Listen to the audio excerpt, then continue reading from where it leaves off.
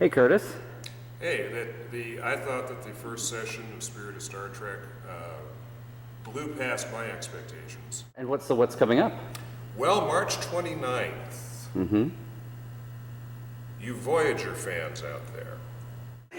Ethan Phillips just walked in and sat down next to me. That's amazing. Isn't that amazing? It's God at work, obviously, or God's at work, depending on your point of view. But I really think that Mortal Coil was one of Voyager's finest moments, and I think it was one of Ethan's finest moments as Neelix. So I'm really looking forward to digging into that episode and digging into, as we did last time, with the background of the Ferengi. We'll do it with the Delaxians, and I am just so grateful. Well, you're welcome. That you're going to come and do this for us. Thank you very much. I'm looking forward to it. Yeah. It should be very interesting. We were talking about how the Ferengi are like the Klingons and everybody else that has a big character, big background to not just the character, but the race. And when you come in as Neelix and get the role, it's like a blank slate for the character, but it's also a blank slate for all, you didn't have all that background. So I made up a lot of silly facts, about Delaxians, just for myself and my own amusement. I said they were quadrigenital. I don't even know what that means. Sounds really impressive. Sounds impressive. Sounds very impressive, yeah. They have taste buds all the way down their esophagus, so they taste their food even as it goes down. Which is why Neelix is such a connoisseur. Exactly. Yeah. We used to have different race. There was the Trabe and the this and the that, and I don't know how they came up with these names. I think they just dropped something. Let's call it the Klabunkers. And then the names of the characters. Like there was a guy. Oh, yeah. It was one show we did, and his name was D-R-M-E-C, Dremk. And again, I was just, me and Tim Ross were fooling around with it. Yeah, he's related to Brekchik. We had, and the far heads of the week, we had a lot of fun with that. I can tell you a story about that, but I can't do it in church. Hey, for the moment, we're not in church. We're in our studio here. I gotta be careful. Yeah. But Mortal Coil was kind of I say a change of pace. You liked having those, but it really did kind of and I think maybe changed up Neelix in a lot of people's eyes. Yeah, maybe. I don't know. After the first year, I stopped reading about what people thought of Neelix. Probably wise. Yeah. Do you think that's changed those years have gone by? I have no idea because I haven't really looked at it, but yeah. I know that women tend to like Neelix more than men. That's been my experience. That's interesting. Yeah. Young men he doesn't appeal to young teens and stuff like that because he doesn't translate well as a video game character. No. He was, he's an effusive, spontaneous, emotional, strange little dude, Initially, he was supposed to be more of a scalawag, more of a... Right, yeah. What's the word? A brigand, but... a rogue. Yeah. A scamp, and a bit of a tramp. Yeah. Yeah. Like a pirate or whatever. But he got softened up real fast and became... The apron? Yeah. He got in the kitchen and then got very domestic. Well, we don't want to give away too much of the... No, we don't want to give away too much, but Mortal Coil, it is a wonderful script.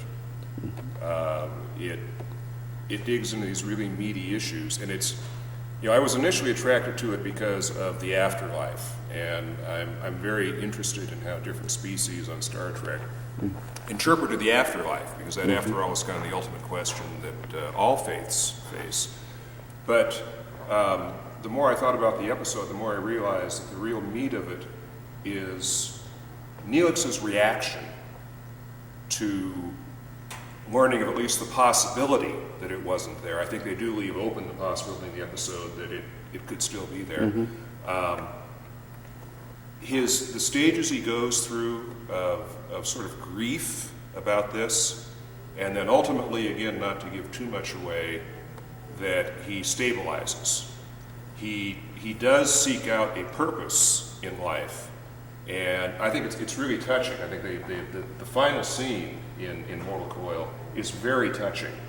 So, and I know that Gene really tried to keep religion out of Star Trek. I understand that. But this episode is a parable, I think, for any faith, anybody, Judeo-Christian, Muslim, Buddhist, because I think there are certain experiences that are common to all people of faith, again, if they're thinking about what they're doing. And again, what I love about it is that there's a resolution at the end that isn't dependent on, yes it is, no it isn't. It's dependent on the character maturing and finding purpose in spite of this newly found ambiguity in his belief system. Again, it's a wonderful episode. I'm really excited we're going to have you here to talk about it. And I think that anybody who comes, whether you're a Star Trek fan or not, and we do have folks here sometimes, I mean, there were people here March 1st who had never seen an episode of Deep Space Nine, which makes giving them the background on it a little difficult, because after all, that was a backstory that was incredibly complicated, complex, very dense. But this is just a wonderful little parable on how you confront your doubt, how you deal with ambiguity, and how you can set up and say, I really don't know, but I'm going to forge ahead anyway. My life has meaning in spite of this blank spot that I see now. But it's interesting, getting back to Mortal Coil, you reminded me of the ending, and I do see the ending now in my head, and it's a very existential show. Oh, yes. Yeah. It's very existential in the sense that, I always think of Sartre and that novel Nausea, where the characters, he sees this huge chestnut tree, and he looks at it, and he gets nauseous because he doesn't understand why the tree is there, and then he realizes the tree is just there, and there's no reason behind it. It's just meaningless, it just exists. And he realizes there's no essential quality to the tree, it's just pure existence. But then Sartre says, and that means we're free of everything, and we still have to act as righteous men. Right. So in that way, it bleeds into that show a little bit, I think. Yeah. But we'll discuss that. We'll discuss that And Curtis, the thing I noticed about the first session was you had some really interesting, fascinating, even heavy topics, but there was an audience here.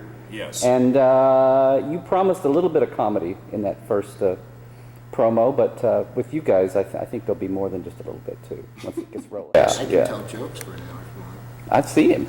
I could tell jokes for 7 hours. Depends on the joke. Yes, at some point it is a church. And Curtis, what's the end game here? Where it's 7 o'clock to 9? 7 o'clock to 9 o'clock, or it's open-ended.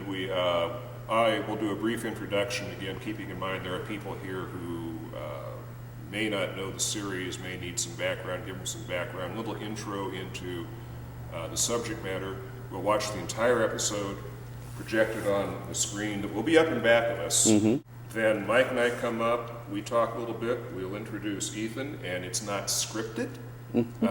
We obviously have had conversations about this, but it's going to be very open-ended, and I think we found in the Ferengi session, we went places we didn't know we were going to go that night. We'll have some audience Q&A, and the audience threw us into some really interesting areas that I wasn't anticipating getting into. So it's live TV, anything could happen. The set could fall down on us. We don't know, but it's going to be very spontaneous. I hate to tell you this, Curtis, but if this set falls down, there's a little that's bit. That's going to hurt a lot. Yeah. No.